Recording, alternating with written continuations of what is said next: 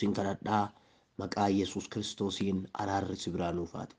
Beekaa wallaalaa yaada keenya hojii keenyaan adeemsa keenyaan yaa gooftaa namni karaa tokkos karaa lama soomaa isaa yakkaa waan si yakkine hundumaa dhiiga ilma kee Yesuus Kiristoosiin nu qulqulleessi. Araarri si biraa nuuf haa ta'u nu fayyisi. Kanaan kan morman ergamtoonni dukkanaa hafuurri hamaa macci ammeenyaa qilleensaaf lafarra jiran humna du'aa ka'uu keetiitiin yeroo kanaa qabanii karoora isaanii hojiin isaanii ajandaan isaanii hundinuu kan diigame haa ta'u. Rukuteera kan rukutame haa ta'u. Gooftaati nu barsiisi nutti dubbadhu. Yaada nuuf qabdu tokko nambisiin si haa galatu maqaa Yesuus Kiristoosiin ameen. Seera uumamaa boqonnaa 26 lakkoofsa 1 hanga 22 isa jiru guyyaa har'aa walii wajjiniin ni qooddannaa. Seera uumamaa boqonnaa 26 lakkoofsa 1 hanga 22 isa jiru walii wajjiniin ni hirmaanna. Sagaleen Waaqayyoo waan nuun jedhu qabaa. In dubbifanna walii wajjiniin dubbifannee gara ergaa har'aatti darbinaa jechuudha. Beela isa baraa Abrahaam biyyichatti bu'ee malee beelli ammas biyyichatti bu'ee ture. Yisihaaq gara mandara Geeraar dhufee Abimeleek mootii Filisxiyaa bira dhaqe. Waaqayyo yommus Yisihaaqitti mul'atee biyya ani sitti himu keessa taa'i malee biyya Gibxiitti gad hin bu'iin. Biyya kanatti galaa ta'ii jiraadhu. Ani si wajjin nan ta'a. Sin eebbisaas. Anoo biyya kana hundumaa siif sanyii keetiifis nan kennaa. Waanan kakuudhaan Abrahaam abbaa keef dhaabe nan jabeessaa. Sanyii kee akka urjoota waaqaa nan baay'isaa. Lafa kana hundumaas sanyii keetiif nan kennaa. Sabni lafa irraa hundinuus sanyii keetiin in eebbifamu. Abrahaam dubbii koo waan dhaga'eef ajaja koo abboommii koo seera koos waan eegeef ani kana siif nan jabeessaa jedhe. Akkasitti Yisihaaq Geeraar keessa in jiraate. Namoonni iddoo sanaa waa'ee haadha manaa isaatii yommuu isa gaafatan isheen obboleettii kooti jedhee isheen ija namaatti waan toltuuf namoonni iddoo sanaa Reqaaf jedhanii ana in ajjeesu jedhee yaade. Kanaaf isheen haadha manaa kooti jechuu in sodaate. Ergaa inni guyyaa baay'ee achi tures gaaf tokko Abimeleek mootiin Filisxiyaa karra saaqaa mandaraa gad ilaalee Yisihaaq kunoo Ribqaa haadha manaa isaatti utuu rigatu arge. Innis Yisihaaqin waamsisee kunoo isheenoo haadha manaa keeti. Atumti isheen obboleettii kooti jetteere jedhee isa gaafate. Yisihaaq deebisee sababii isheef akkan hin duuneef kana nan jedheedhe. Abimeleek wanti ati nu irratti hojjette kun maali? Namoota keessaa tokko haadha manaa kee wajjin ciisuuf hamma xinnootti hafe. Kanaanis yakka mataa keenya irratti in fidda turte jedhe. Kana irratti Abimeleek abboommii baasee eenyu illee namicha kana haadha manaa isaas tuqee yoo argame tokkichumaan haa ajjeefamu jedhee namoota hundumaa akeekkachiise. Yisihaaq biyya sanaa midhaan facaasee wagguma sana keessa dachaa 100 in galfate. Waaqayyo isa in eebbise. Inni hamma baay'ee nama guddaa ta'utti ittuma guddachaa adeeme. Sababii inni hojjetoota baay'ee fi bushayyee saawwanis qabuuf warri Filisxiyaa isatti hinaaffan. Kanaaf isaan boolla isa Abrahaam abbaan isaa utuma jiruu hojjetoonni isaa qotanii bishaan baasanii turan hundumaa duuchanii biyyoo ittiin guutan. Abimeleekis Yisihaaqin ati nu caalaa baay'ee jabaatteetta nu gidduudhaa adeemi jedheen. Yisihaaq kana irratti achi adeemee godoo isaa dachaa Geerar keessa dhaabbatee achi in taa'e. Yisihaaq boolla bishaanii isa hojjetoonni bara Abrahaam abbaa isaa qotanii warri Filisxiyaa immoo erga Abrahaam du'ee duuchan deebisee qochisiisee maqaa dur abbaan isaa itti moggaasee tures in deebiseef. Hojjetoonni Yisihaaq dachaa sana keessaa qotanii burqituu bishaanii achitti argatan. Tiksitoonni warra Geeraar bishaan kun kan keenya jedhanii tiksitoota Yisihaaqitti qoccolloo kaasan. Sababii isaan bishaanicha itti falmaniif Yisihaaq maqaa boolla bishaaniyaa Eseek jedhee moggaase. Eseek jechuun falmaa jechuudha. Kana booddees hojjetoonni isaa boolla bishaanii kan biraa hin qotan. Isa irrattis immoo warri Geeraar qoccoloo in kaasan. Yisihaaq bishaanicha Sixiinaa jedhee moggaase. Sixiinaa jechuun hamajaajii jechuudha. Yommuu Yisihaaq achi deemee boolla bishaanii kan biraa qochisiisee isa irratti garuu namni qocolloo hin kaafne. Kana irratti inni amma Waaqayyo iddoo bal'aa nuuf kenneera. Nus biyyicha keessatti hin baay'anna jedhee maqaa boollichaa Rehooboot jedhee moggaase. Rehooboot jechuun bal'ina jechuudha. Lakkoofsa 23 irraa kana booddee Yisihaaq iddoo sanaa ka'ee mandara Beersheebaatti ol ba'e. Waaqayyo gaafuma sana halkan isatti mul'atee, ani Waaqayyo isa kan abbaa kee Abrahaam ani si wajjin jiraa, ati immoo hin sodaatin.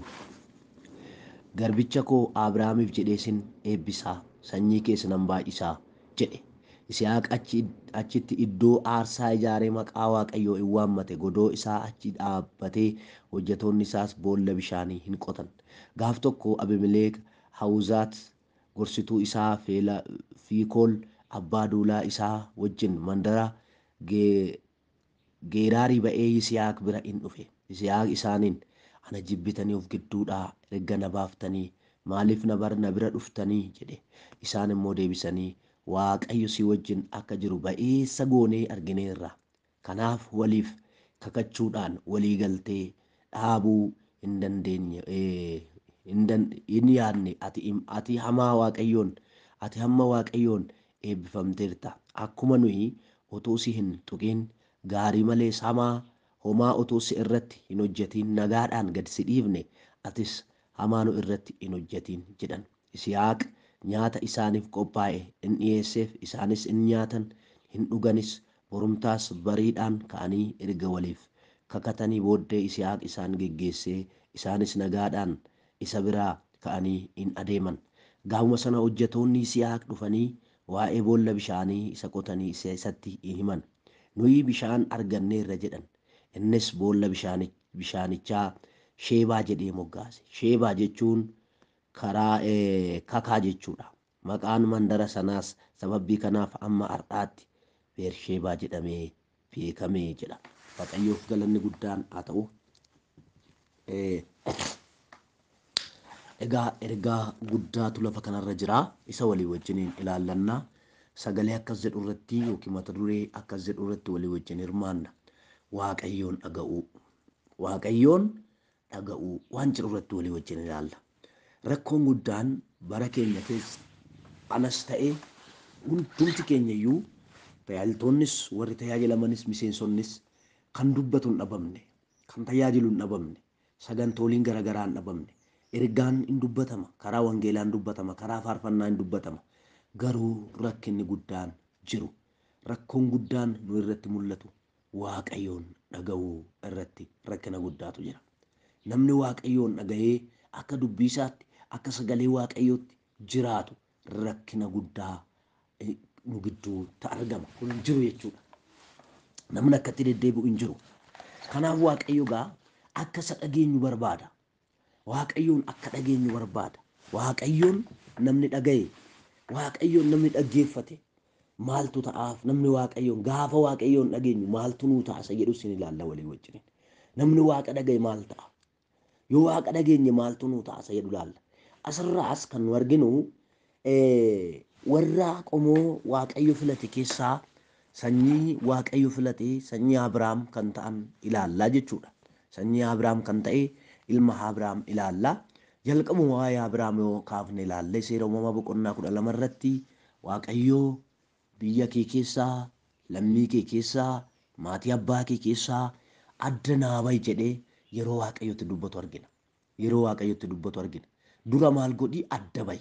Sanyii kee, maatii kee, lammii kee hundumaa dhiisiitii adda ba'i jedhee yeroo Waaqayyo sagalee ergee itti haasa'u dubbiin Waaqayyoo nutti dubbata.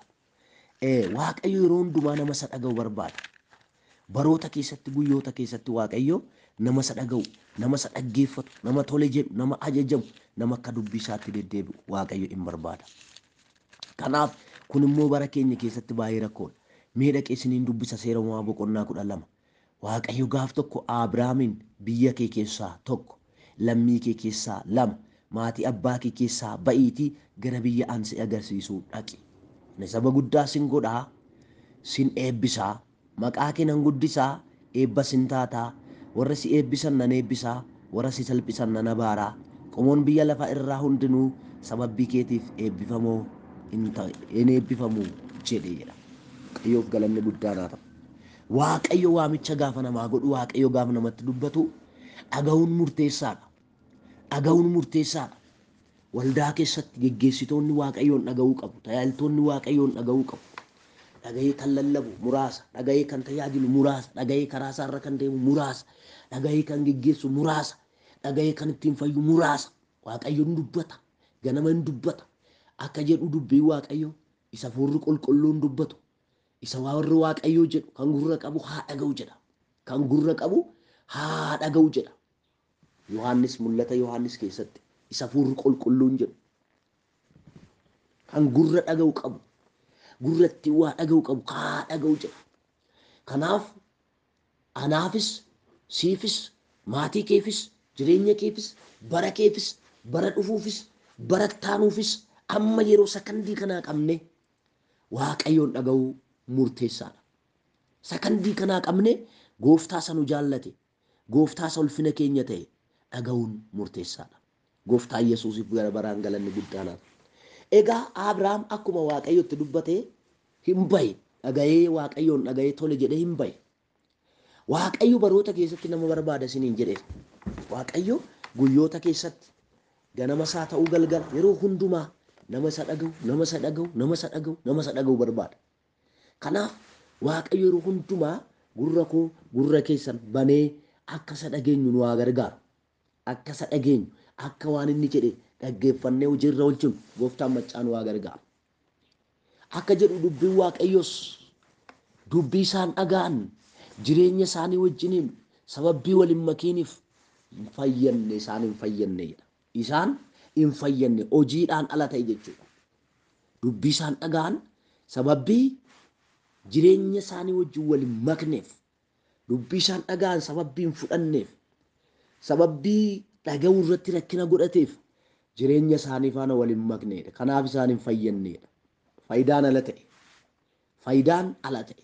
Akkuma namni midhaan gaafa nyaatu yookiin ol deebisu yookiin karaa biraatiin bahu midhaan sun nyaatee dafeetuma yeroo sanatti hin baha yoo ta'e nama sana hin fayyanne jechuudha. Kisaaraa keessa galche jechuudha. Akkuma kana dhaloonni bara kanaa kan Waaqayyoon dhaga'anii adeeman baay'een jiru. Kan immoo Waaqayyoon hin dhageenye baay'een jiru. Waldaa kiristaanaa keessa taa'anii otoo tajaajilanuu otoo itti dubbatamu isa Waaqayyo jedhe dhiisanii rakkina keessa kan galan baay'eetu jiru. Asirraas kan nu arginu waa'ee ilma Abrahaam Yisihaaqii yeroo laallu Waaqayyo biyya abbaa isaatiif kakate, abbaan isaa Abrahaam bahee dhaqee taa'aa ture. Biyya kana keessa gaa Waaqayyo kennuufi barbaade, biyya sana dhaalchisuu barbaade. Biyyi kun kan isaanii akka ta'e Waaqayyotti dubbate. Biyyi kun kan isaanii akka ta'e Waaqayyotti dubbate. Baruma Abrahaam beeli jabaan ture. Beela jabaatu bu'ee ture bara Abrahaam. Akkuma bara abbaasaa Abrahaam beela ammas deebi'ee bu'ee jedha. Beela jabaatu bu'e. Kanaaf bara sana abbaan isaa beela baqachuudhaaf gara Gibxiitti gadi bu'ee ture. Gara biraatti gadi bu'ee ture. Gara biraa dhaqee ture jechuudha. Iddoo gadhiisee ture. Ammas beelli akkasii hin dhufe jedha. Beelli akkasii gaafa dhufu Waaqayyo itti dubbatee Yisihaaq jedhe. Iddoo biraa dhaquu sin barbaachisu. Beelli jiraatus rakkoon jiraatus asuma biyya kana keessa turii jedhee Waaqayyo. Asuma biyya kana keessa turii jedhee Waaqayyo. Yisihaaq baay'ee kan namatti tolu keessaa dubbii Waaqayyoo dhaga'e. Dubbii Waaqayyoo hin dhaga'e. Dubbii gooftaasaa hin dhaga'e. Dubbii Waaqa jiraataa hin dhaga'e. Waan isin jedha yeroo kanas waan isin hin jedha. Tarii laftati jirtu rakkinni jiraachuun mala. Tarii manatti keessa jirtu keessaa rakkinni si quunnamuu danda'a. Baroota keessatti rakkinni si quunnamuu danda'a. Kanaanin kana godha jettee yaaliin Waaqayyoon dhaga'i taa'i. Waaqayyo karaa sii qaba. Laasaa kaamaa duura bagaan. Haleluuyaa. Waaqayyo dukkana keessa karaa qaba. Waaqayyo ifa keessa karaa qaba. Waaqayyo abidda boba'u keessa karaa qaba. Waaqayyo beela jabaa keessa karaa qaba. Waaqayyo galaana nama sodaachisu nama liqimsu keessa karaa qaba. Jalaa doovaa gaadiimaa suupaarraa jana maklaadiyaas. Waaqayyo aasaa nama nyaatu keessa karaa qaba. Keessas si dhoksuu danda'a. Keessaas waasii baasuu danda'a Waaqayyo. Kanaaf haala laaltee iddoo gadi hin lakkisiin. Yisihaaq asuma turi jedhe Waaqayyo. Yisihaaqis Waaqa isaan dhagaye hin taa'e. Beelli buus hin taa'e. Beela jabaatu jira. Beela ulfaataa jira. Beelli isaa jabaadha nama hin teessisu. Beela jechuun hongee lafatu hin biqilu. Lafatu midhaan hin kennu. Hongeetu bu'e. Sababa biraa miti. Wanti namni harkaan qabatu harkaan barakatuuf. Beela jechuun jabaadha. Beela jechuun mana buqqisa. Beela jechuun hawaasa ekonomii miidha. Beela jechuun ilmoo ofii nama nyaachisa. Macaafa qulqulluu keessa jira waan ta'eef beelli jabaan kakuu moofaa keessatti argitaniirtu. Beelli jabaan yeroo dhufu Israa'eloonni mandarri karri Samaariyaa cufamee gaafa jedhu warra karri Samaariyaa cufamee gaafa ture beelli jabaan akka ture in dubbata sagalee Waaqayyo udaan guggee mangaagaa arree wantoota garagaraa wanti baamee nagadamu hin jiru. Kanaaf balballi cufaadha. Wanti hunduu rakkoo guddaa ture. Rakkisaa ture. Maaliifi warra Filisxeemtu warra Sooriyaatu dhufee karra Samaariyaa marse. Samaariyaa magaalaa Israa'el warra kaabaati. Karra isaaniitti cufatanii taa'u warri Israa'el gad baanii nagadan gabbaanii hojjetan beelatu jabaatu ture.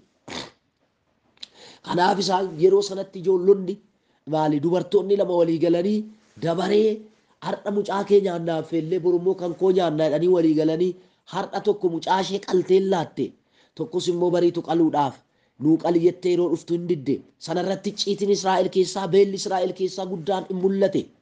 Waaqayyos gaafuma sana waaqarraa hin ka'e in ilaale halkan warra lamxoota arfaniin mandara sanarraa warra Sooriyaa in ariyyate qoofte guddaan hin bu'e. Yeroo tokko beektu karaa Waaqayyoon nu ergu gara Waaqayyo dhaqaa jiru dhiifnee ofii keenyaan gaafa deddeebinu rakkina guddaa keessa galla. Israa'eloonni beelli egaa kan kana kaase beelli maatii ofii nama nyaachisa jechuu barbaadeen. Beelli baay'ee ulfaataadha namni waan biraa obsuu danda'a beela obsuu hin danda'u. Guyyaa lama sadii beelofteerta taanaan waan nyaattu hin qabdu taanaan du'uma duwwaadha eeggatta. Eeliyaas gaafa mandara Saraapitaatti argame waan nyaatan naaf fidi bishaanis naaf fidi gaafa isheedhaan jedhu anoon qabu wanti nyaannu hin jiru kunoo bishaan daakuu kunyee tokko isheedhumayyuu amma gallee nyaanne du'a duwwaatu nu hafee jette. Du'a duwwaatu nu hafe jettee dhugaa jiru gaafa Eeliyaasitti dubbattu Eeliyaas irraa naa tolchi fide. Eeliyaas nama Waaqayyoo hin dhageesse Waaqayyoon hin dhageesse.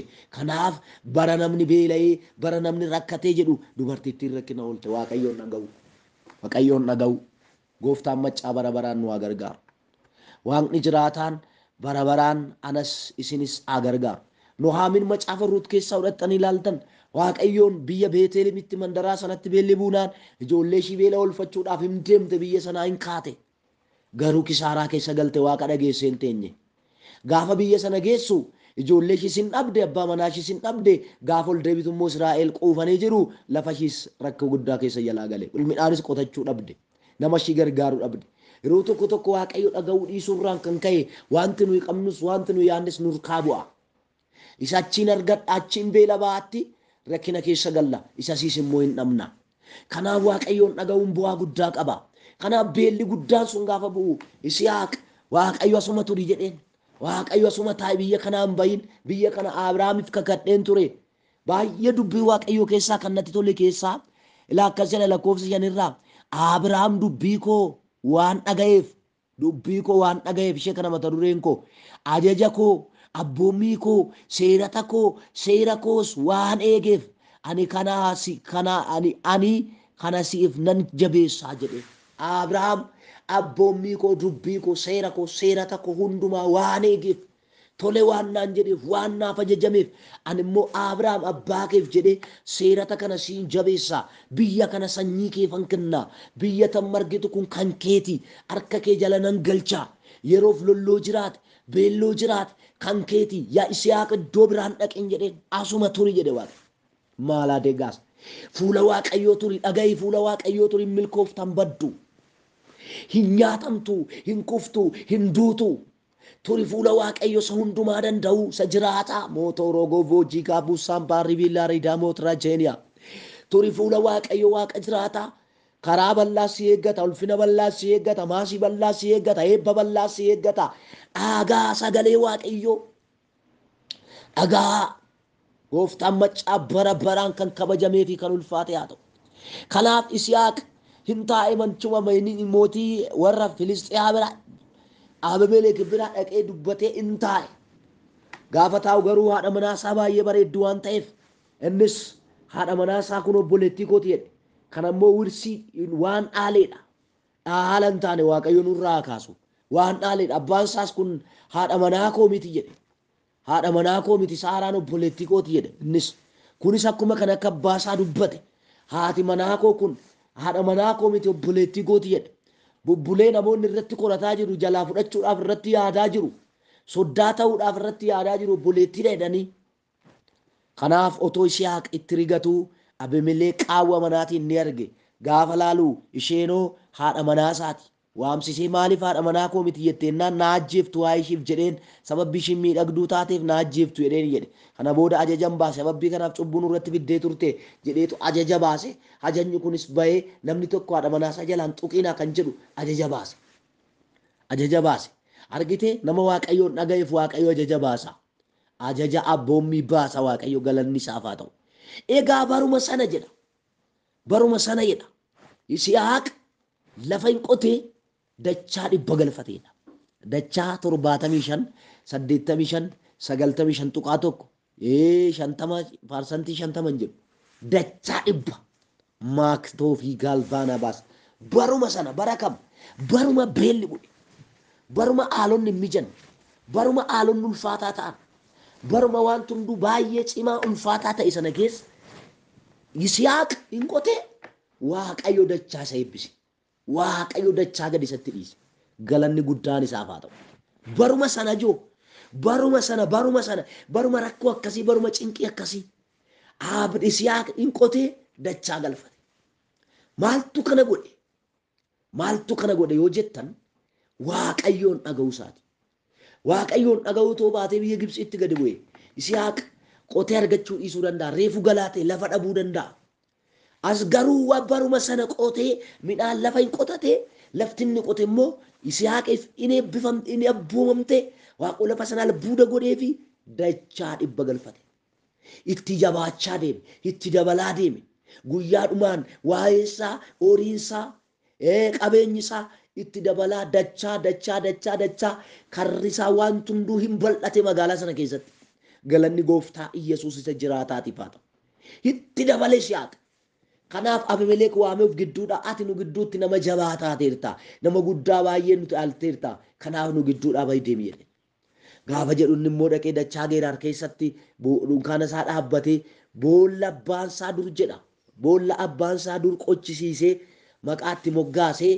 warri Filisxiyaaf warri Geeraar immoo wal ga'anii hin duuchan turan boolla sana cufanii turan jala laa warri Waaqa dhaga'an burqaa cufametu banamaaf obboloota koo maqaan isaa kabajamu kanaaf inni immoo boolla sana qochisiisee isa abbaan isaa dur itti waamaa ture itti moggaasee itti waamseedha kanaaf warri Filisxiyaa warri Geeraar warri Filisxiyaa dhufanii boolli kun kan keenya jedhanii jedha itti falman jedha Waaqayyoof galanni guddaan haa ta'u boollichi kun kan keenya jedhanii warri Filisxiyaa itti falman jedha kanaaf inni immoo maal godhe boollicha dhiise Yisihaaq boolla bishaanii isa hojjetoonni bara Abrahaam jedha lakkoofsa 16 warri Filisxiyaa immoo erganni du'e hin duuchan jedha kanaaf tiksitoonni warra Geeraar bishaan kan kun kan keenya jedhanii tiksitoota Yisihaaqitti qoccoloo kaasan jedha bishaan isaan bishaanichis isaatti hin falman jedha Yisihaaq maqaa boolla bishaanichaa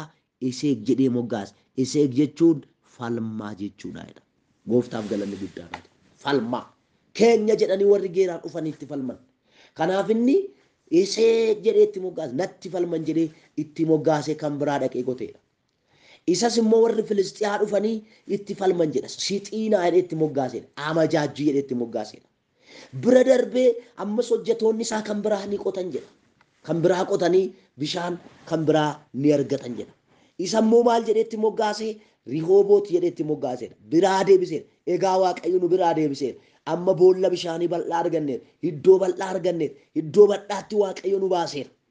Kanaaf kana booda boolli kun Rihooboot jedhamee haa moggaafamu jedhe. Rihooboot jechuun ballachuu jechuudha. Yisihaaq egaa kanarraan kan ka'e mandara Beersheebaatti ol bahee achitti godoosaa dhaabbatee Waaqayyos isatti dubbatee ammas lammaffaa dhufee ani sanyii kee nan eebbisaa biyya kana siif nan kennaa jedhee Waaqayyotti dubbate. Kanaaf iddoo sanatti godoo aarsaa ijaaree Waaqayyo abbaa isaatii waammatee Waaqayyoon hin galateeffate. Waaqayyoon dhaga'uudha kun hundumaa kanatti fixe. Gooftaa Yesuusiif galanni guddaan haa ta'u. Egaa inni kun seenota Yisihaaq darbanidha. Seenaa Yisihaaq darbeedha. Har'a nu egaa maal fakkaanna dubbii kanaan yeroo madaalamnee ilaalamne? Dubbii kanaan madaalamtanii yeroo ilaalamtan maal fakkaattu? Egaa namni Waaqayyoon dhagaye maal taasa jedhu gabaabsee walii wajjin hin ilaalle. Nama Waaqayyoon dhagayeef maaltu ta'a? Namni Waaqayyoon dhagaye hin badamoo, hin guddatamoo, hin badamoo maal taasa jedhuuf tokkoffaa namni Waaqayyoon dhaga'u bara namni qoteen galfanne qotee galfata. Yookiin bara namni hin eebbifamne eebbifama. Eebbatu sargata. Eebba. Waaqayyoon dhaga'anii eebbatu argama. Maasee kaabiroo shivaan. Maasii keessatti eebbatu ta'a. Baanii galanii eebbatu ta'a. Yeroo hundumaa eebbatu sordofa. Nama kam? Nama Waaqayyoon dhaga'u. Matuu lafa gadaa nama sheelee beekan. Namni Waaqayyoon dhaga'ee jiraatu, namni Waaqayyoon dhaga'ee deddeebi'u in eebbifama. Eebba lamatu jira. Eebba hafuuraaf eebba foonitu jira. Waaqayyo lachuun eebbisa. Nama kam? Nama Waaqayyoon dhaga'e. Nama dhaga'e. Nama tole jedhe. Nama dhaga'ee dubbisaa hojiirra oolche. Nama akka dubbisaatti jiraate. Waaqayyo mootii waaqaaf lafaa in eebbisa. Eebbisa.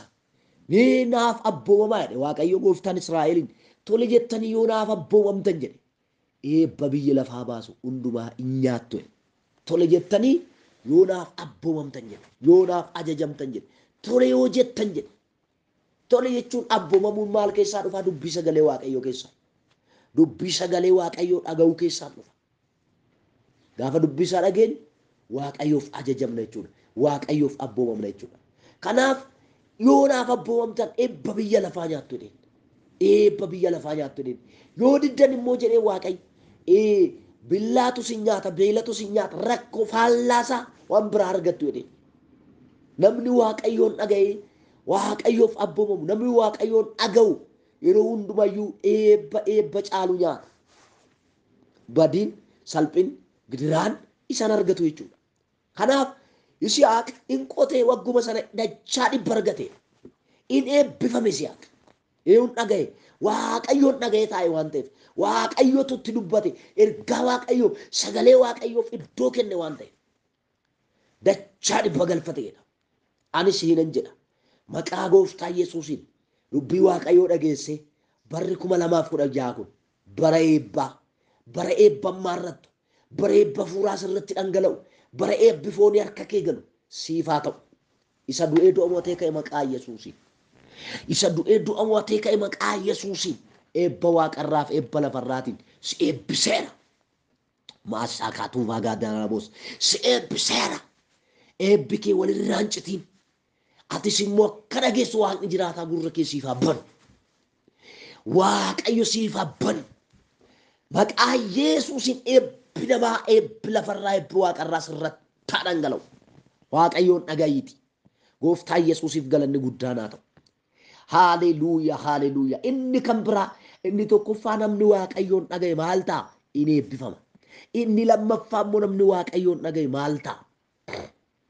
Namni Waaqayyoon dhaga'e maal ta'a? Haaleluuyaa. Hin banamaa. Waan cufaatu banamaa. Maqaan isaa haa kabajamu. waan cufaa ta'etu banamaaf. Wanti cufaa ta'e maalidha beektu? Abrahaam jalaa diinonni amajaajonni dhufanii boolla abbaasaa jalaa cufan, burqituu abbaasaa jalaa cufan. Harka namaatu cufe. Harki waaqaa immoo Yisihaaqiif harki namaa gaafa cufu Waaqayyo gooftaan immoo falmee lolee itti darbee Waaqayyo isaaf lolee irraa baneef, irraa saaqeef. Mul'ata kee irraa hin saaqama gaafa Waaqayyoon dhageessu. Eelaasu kamaa jaana magraadiyaas karaa keetti sii banama. Abjuu kee banama, karoora kee banama. Waan hunduu sii babbanameetu keessa galta. Sii babbanameetu keessa galta. Haleluuyaa maandoorii gaalabaa isheenee meegraadiyaas. Kanaaf Yisihaaqii fi eebbisaa hin babbaname, burqaan hin babbaname. Gaafa inni qotu itti qoccolloo kaasan, gaafa lammaffaa dhiisee fi darbee qotu itti falman, gaafa sadaffaa garuu biraa hafan.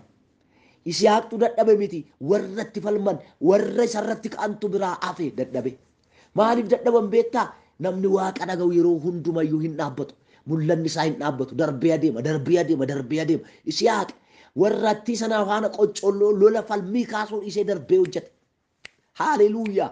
Maaliif? Waaqayyotti dubbateera waan ta'eef, Waaqayyoon dhaga'eera waan ta'eef, Waaqayyo akka irraa oofuuf, Waaqayyo akka irraa kaasuuf, Waaqayyo akka isa gargaaru beeka waan ta'eef Yisihaaq darbee qote, darbee qote, darbee qote, itti falmu, ittiin lola kaasu, darbee qote. Haleluuyaa. Gaafa inni darbee qotee dhaabbachuu gaafa inni didu biraa dadhabanii hafan. Gilaasaa kiraaniyaa moontal beenii maajeeniyaa. Ilaa kotteen keen dadhabu gaafa waaqa dhageessu. Humna argatta gaafa waaqa dhageessu. Humna argatta. Maqaan isaa kabajamu. Kanaaf Yisihaaq burqaasaatu babbanameef, burqaatu babbanameef. Darbeen qotaa hin banama, hin qotaa hin banama, hin qotaa hin banama. Wanti isa dhaabu hin jiru. Hin hojjetaa hin taaf, hin qotaa hin taaf. Waaqayyo burqaa baneef. Har'as siinan jedhagaa. Maqaa gooftaa Yesuusin waaqa dhageessaa. Waaqni waaqotaa ittisa bantii waaqaa, ittisa bantii lafaa sirratti hin bana. Maqaan isaa kabajamu. Macaafa qulqulluu keenya keessaas hin dubbata. Mee qoraati na ilaalaa. Kennaa qoraa na ilaalaa. Dubbii koo dhaga'aati na ilaalaa. Yoon ittisa bantii waaqaa banee isin eebbisuu baaddeedha dubbii waaqayyo. Warri waaqayyo gooftaa macaatiin dhaga'an wanti hunduu irratti gadi rooba. Ittisa bantii waaqaatu irratti banama. Har'as irratti haa banamu. Warri waaqa dhaga'an balballi isaanitti cufamu hin jiru. Karaan isaanitti cufamu hin jiru. Kan isaan danqu hin jiru. Klaasaa piraahindoo vigaati aboos. Itti babbana waaqayyo. Kanaaf sirrattis waaqayyo bulaa addaa hulaa banamee hin beekne sirratti dhaabbanu ilmi waaqa jiraata. Sirratti dhaabbanamu bashee asuusum. Burqaan dhaabbanamu, eebbi dhaabbanamu, hafuurri dhaabbanamu. Sirratti ameen ameen ameen. Sirratti dhaabbanamu maqaa Yesuusi. Walaatiyaas warri waaqa dhaga'an hin babbanamaaf, eebbis hin banamaa, burqaan hin banamaa, karaan hin banama. Phexros mana dhaatti galchanii gaafa jedhan Phaawulosiif sirraas isaan waaqayyoon hin galateeffatan, hin kadhatanii galateeffatan, waaqayyoon hin faarfatan. Balbaloonni ofiin beekanii babbanamaniif jedha. Hin babbanamaniif. Haleluuyaa. Phexros irraas waaqayyo ergamaa isaa ergee balbaloota isa tokkoffaa, isa lammaffaa, isa sadaffaa irraa banee gadi lakkise. Haleluuyaa. Maqaan waaqayyoo haa kabajamu. Har'as egaa warri waaqayyoon dhaga'an waan hundinuu hin babbanamaaf. Nagaan hin banamaa, ekonomiin hin banamaa, eebbi hin banamaa. Yisihaaqiif waaqayyo burqaasaa hin baneef. Burqaa babbanameef waaqayyo isa wajjiniin ta'e irraa deebise Rihooboot jedhee moggaafate. Maqaan isaa haa kabajamu. Yesuus Kiristoos jiraataadha. Ammas isa sadaffaa, isa lammaffaa isinitti hime tokko namni waaqayyoon dhagaye maal ta'a? Hin eebbifama. Lammaffaa namni waaqayyoon dhagaye maaltu ta'aaf isa jedhuu fi tokkoffaan eebbifamaa, lammaffaa immoo buulaa raagaan hin babbanamaaf. Waatu babbanamaaf. Burqaasaa ta'uu, eebbaa ta'uu, nagaa ta'uu, dibataa ta'uu hin banamaaf. Waan banaa keessa jiraata jechuudha. Waan cufaa otoo hin taane, waan dhiphaa otoo hin taane, waan rakkisaa otoo hin taane, waan danqaa otoo hin taane, waan addaa, waan baname keessa jiraata jechuudha. Gooftaaf galanni guddaan haa ta'u. Isa sadaffaaf isa xumuraa. Namni waaqayyoon dhagaye maaltu ta'aaf? Nama waaqayyoon dhagayeef maaltu ta'a isa jedhuufi hin barbaadama. Ni barbaadama. Namni waaqayyoon dhagayu yeroo hundumaa hin barbaadama. Namatu isa barbaada. Biyyatu isa barbaada. Qabeenyatu isa barbaada. Hawaasatu isa barbaada. Mootummaatu isa barbaada. Nama kam? nama waaqayyoon dhaga'u. Nama waaqayyoon dhaga'u. Kanaaf Yisihaaq sababii waaqayyoon dhaga'ee jiraateef gaafa isaa lolatti kaasanis hin lolle. Kan isaa lolu beeka waan ta'eef. Gaafa qoccoloo irratti kaasan inni qoccoloo hin qaabne kan isaa lolu beeka waan ta'eef. Darbee deeme. Yeroo hundumaa darbee deeme. Of gidduudhaa hin baasan. Warri mootonni biyyi sun nu gidduutti guddatteerta, bal'atteerta, ati nu caalteerta, nu gidduudhaa bayya adeemi jedhaniin. Adeemi jedhaniin gaafa na deemu waan gadi bu'utti se'an, waan iyyoomu se'an, waan iddoo kaleessaa gadhiisu se'an Yisihaaqin. Of gidduudhaa baasanii adeemsisan. Gaafa waa'ee isaa dhaga'an, gaafa waa'ee isaa argan inni itti dabalaa adeeme. Maatuu lafa gaadiyaas. Sababii waaqa dhaga'eef guyyaan kan isaa dabalaa bula. Hoolonni hin dabalu, horiin hin dabala, lafti hin qotama, midhaan sirriitti galfata. Hojjetoonni hojii gurguddaa hojjetu. Wanti hunduu Yisihaaqiif karaan isaa jireenyi isaa hunduu guyyaan guutaa wal qixxaataa dabalaa. Qabeenyonni nuti ilma abbaarraa dhaale iyyuu qabeenya salphaa waan hin turreef hojjetoota baay'ee faana dhaale waan ta'eef qabeenya baay'ee faana dhaale waan ta'eef Yisihaaq yeroo nu gidduudhaa bayi deemi jedhan ittiin loluun barbaada. Hojjetoota qaba. Abrahaam iyyuu dhaqee lolee mo'atee gale jedha. Inni kun garuu hin lolle. Calluma jedhe inni kun hin lolle iddoo nu gidduudhaa bayi jennaan hin bayeef. Maaliif isa wajjin kan jiru Waaqayyo waan ta'eef astaay kan jedhee Waaqayyo waan ta'eef Waaqayyo dubbisaaf immoo amanamaadha. Dubbatee nama qaanessa miti Waaqayyo. Dubbatee nama kabaja. Dubbatee karaa namatti bana. Dubbatee hidhaa hiika. Dubbatee jireenya namaa geeddara waan ta'eef. Iyesuusiif galanni guddaan haa ta'u. Kanaaf achuma taa'e gidduudhaa hin baasanii hin bahe hin taa'e. Kanaaf guyyaa tokko mootiin barbaada gara isaa dhufe. Mootiin Yisihaaqtu barbaaduu qaba akka seeraatti. Nama biyya sanatti galaa ta'etu dhaqee mootii barbaada. Kanaaf inni immoo mootiin ajajaa waraanaa fudhatee namoota gorsoota garaagaraa kennan fudhatee gara Yisihaaqitti dhaqee Yisihaaq bira itti dubbate. Barbaada dhaqee jala Yisihaaq. Maaliif jibbitanii kaleessa of gidduudhaan ari'attanii maaliif dhuftan amma gara koo jedheen nuyi Hamaas irratti hin goone kaleessa yeroo si bira jiru sodaataa phirphiramaa dhaqanii Yisihaaqitti dubbatan si wajjin Waaqayyootu jira jedhaniin si kan gargaaru si kan eebbisu sitti kan dubbate Waaqayyoodha. Waaqayyo nama guddaa si godheera. Waaqayyo si wajjiniin jira. Kanaaf nuyi si wajjiniin kakaa waadaa walii galuudhaaf dhufne akka waliin xunne akka walirratti hin kaane waliif waadaa galuudhaaf dhufne malee nuyi waan biraatiif hin dhufne akka nuyi daba sirratti hin goone atis waan tokko nurratti hin godhin jedhani. Galanni gooftaaf haa ta'u. Barbaada dhaqan. Namni Waaqayyoon dhaga'u hin barbaadamu. Atis gaafa Waaqayyoon dhageessu guyyaa kanaa qabee barbaadamuutu siif ta'a. Dhaga'i malee hin barbaadamta. Si barbaada dhufu gara mana kee. Ikoonomiin kee hin barbaadamaa. Jireenyi kee hin barbaadamaa. Haalli kee hin barbaadamaa. Jireenyi kee hundinuu nama barbaadamu si godha Waaqayyo. Nama barbaadamu. Kun immoo dubbii Waaqayyoo dhaga'uu keessaa argama. Dubbii Waaqayyoo dhaga'uu keessaa ba'a. Kanaaf Yisihaaq isaan nyaachisee isaan obaasee waan isaanii godhamu godhee bira bulchee bariitu isaan geggeesse gaafa jedhu ka'anii dhufan ijoollonni hojjetoonni Yisihaaq dhufanii nuyi bishaan boollaa qonnee arganneerredhan ammas kan biraa arganneerredhan misiraachoorraa misiraachootti darbe jechuudha. Misiraachoorraa misiraachoo gaddi tokko hin jiru. Itti fufaa itti guddata misiraachii dhagaa sanas hin dhagaa kanas hin dhagaa guyyaa Waaqayyo misiraachii isa dhageessisa. Kan biraas arganneerredhan baqqaa dhiisaa kakaadha kana booda diinonni keenya nu biran geessu jedheetu Sheebaa jedhetti moggaase. Sheebaa. Haaleluuyaa. Sheebaa jechuun kakaa jechuudha. Kanaaf maqaan iddoo sanaa ammarraatti Beersheebaa jedhamee moggaafame jedha. Kun kan ta'e sababbii Waaqayyo Waaqa jiraataa dhaga'eefi kun kan ta'e. Har'anis isinis gaafa Waaqayyo isa hundumaa danda'u dhageenyu irraafaa qabaanna. Jireenya irraafaa qabaanna. Barbaachatu nuu ta'a. Burqaan keenya hin banama. Eebbi addaa nu argata. Waaqayyoon gaafa dhageenyu. Kanaaf Waaqayyoon dhageenyee akka eebbifamnu hilmi Waaqa jiraataa anas isinis agargaara. Akka jedhee Waaqayyo isiniin dubbii koo dhagaa. Dubbii koo dhagaa. Waldaa Elshaadaay keessatti kan argamtan hundi keessan Waaqayyo akkas isiniin jedhe. Dubbii koo dhagaa isin ni eebbisaa. Haaleluuyaa. Dubbii koo dhagaa cufaa kan fakkaatin isinii banaa. Dubbii koo dhagaa akka barbaadamtanin isin godhaa. Jedheetu Waaqayyo ganama kana anattis isinittis dubbate jechuudha. Galanni isaaf haa ta'u. Warra dubbii isaa dhaga'ee eebbifamu Waaqayyo isin haa taasisu.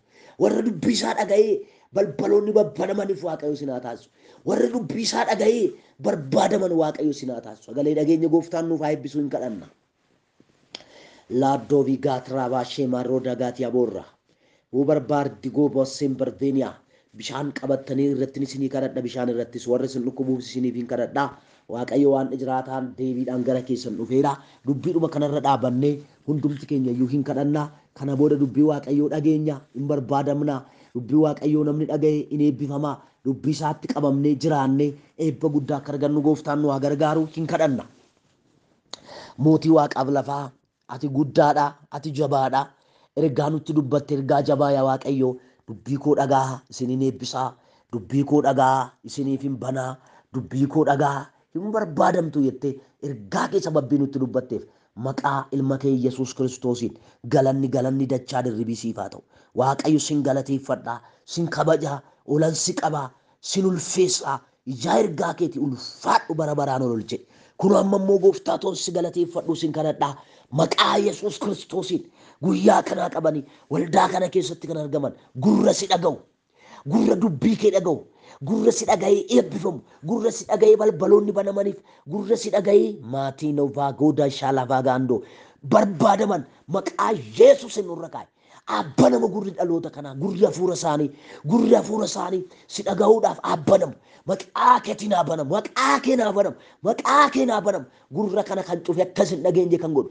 humna du'aa ka'uu keen irraa kan cabe haa ta'u irraa kan urgufame haa ta'u irraa kan rukutame haa ta'u lo sambar divgaachene meeqlaadiyaas baneera gurra kana baneera laphee isaanii baneera sammuu isaanii maqaa keen baneera ba Yesuus naa banamu hafuura keen banamu harka keen banamu dandeettii keen banamu ba Yesuus hem laaraa digaatiyaas ijaabante galanni siif haa ta'u kun amma immoo sin kadhadha yaa laafagaan hundumtuu amanaati mataa keessan irra harka keessaniif laphee keessan irra keewwadha isa du'ee du'a mootee ka'in abiddi nagaan irratti haa dhangala'u